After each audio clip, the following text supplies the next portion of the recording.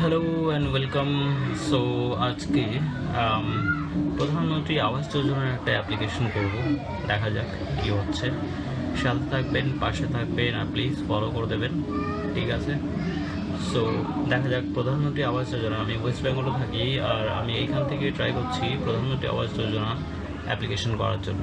তো দেখা যাক, আর স্টেপগুলো ফলো করে আপনারাও নিজেরাও করতে পারেন। তো প্রথমে আপনাদের যেতে হবে এই পোর্টালে, PMAY। আমি শুরু থেকে দেখাচ্ছি। গুগলে গেলাম, গুগলে গিয়ে টাইপ করবেন PMAY।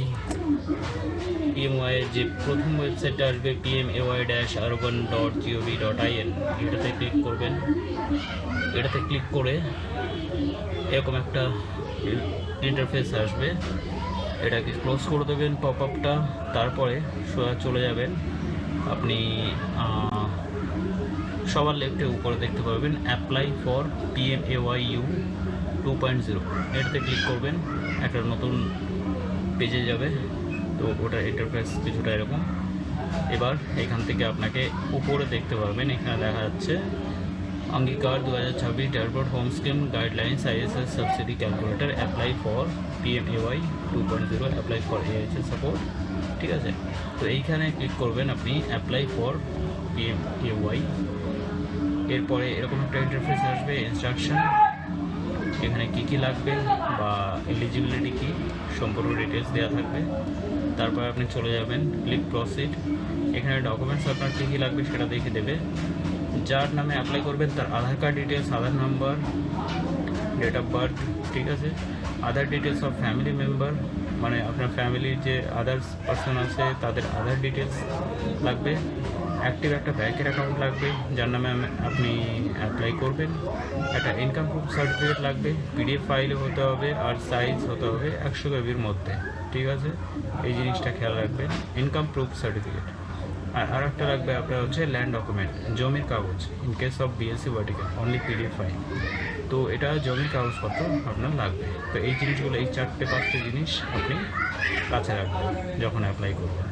এটা মনে রাখবেন, যখন আপনি অ্যাপ্লাই করবেন সবগুলো ডকুমেন্টস আপনি আগে কালেক্ট করে নেবেন, তারপরেই আপনি অ্যাপ্লিকেশন করতে শুরু করুন।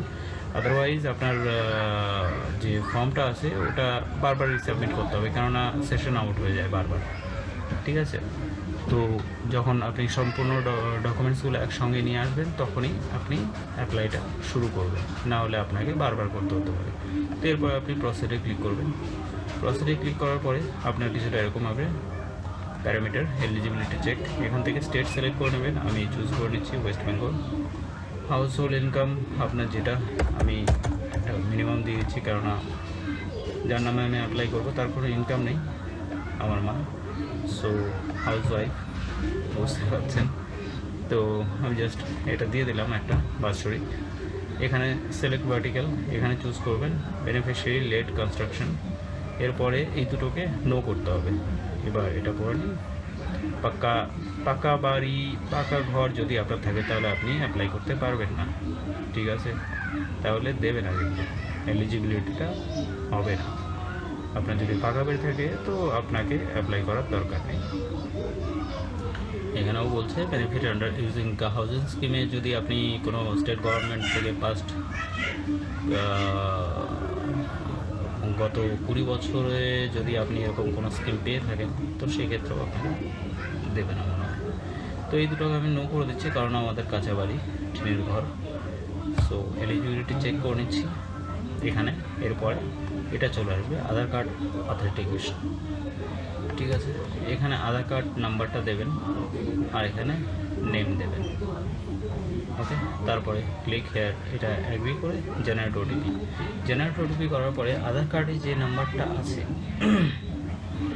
সেই নাম্বারে আপনার একটা ওটিপি যাবে, সেটাকে আপনি সাবমিট করবেন, ঠিক আছে? সেটাকে সাবমিট করার পরে আপনার নেক্সট প্রসেসটা শুরু হবে। তো যাই হোক, আপাতত এটুকুই। এবার নেক্সট পার্টের জন্য আমি একটু ওয়েট করব। নেক্সট পার্টটা আমি আজকেই দিচ্ছি, বিকজ যে আধার কার্ডে আমি অ্যাপ্লাই করব আর যে নাম্বারটায় ওটিপি যাবে সেই নাম্বারটা এই মুহূর্তে আমার কাছে নেই। তো সেটা অ্যাভেলেবল হলে আমি নেক্সট পার্টটায় আপনাকে এর পরবর্তী স্টেপ থেকে আমি শো করিয়ে দেবো।